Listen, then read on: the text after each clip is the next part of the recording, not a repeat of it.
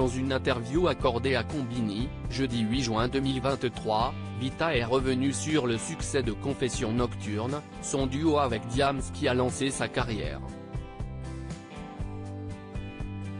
Une chanson inspirée de sa vie, d'une de ses peines de cœur. C'est culte. Au milieu des années 2000, Diams était au sommet. Après avoir remporté la victoire de la musique du meilleur album rap de l'année en 2004, pour Brut de Femme, certifié disque d'or, elle revenait avec un nouvel album, Dans ma bulle, en 2006. Le single La Boulette est un véritable succès. Mais ce n'est pas le seul, Confessions Nocturnes, titre de 6 minutes, en duo avec Vita, cartonne.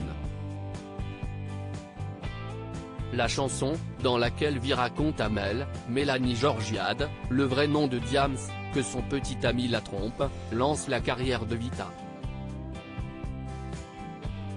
L'histoire du répondeur était vraiment mon histoire à l'occasion de la sortie de son nouveau single Charlotte, référence à son vrai nom Charlotte Gonin. Vita est revenue sur la jeunesse du tube Confessions Nocturnes, dans une interview accordée à Combini, jeudi 8 juin 2023.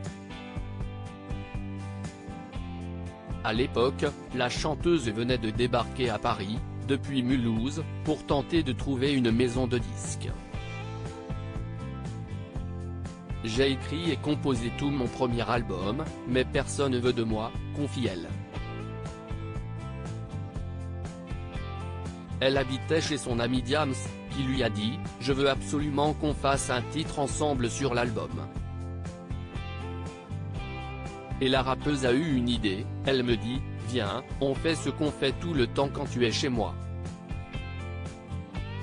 On se raconte nos vies, nos histoires de cœur. » Ainsi, Confessions Nocturnes a été inspiré par la vraie vie de Vita. Ce qu'on raconte dans l'histoire ça m'est en partie arrivé. L'histoire du répondeur était vraiment mon histoire, a-t-elle avoué. Et d'ajouter, on rajoute une tonne de trucs, on casse la voiture, ça ne m'est pas arrivé.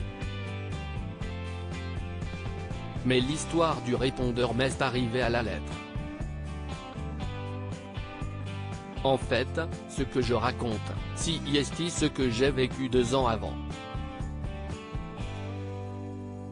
De mauvais souvenirs, une bonne chanson.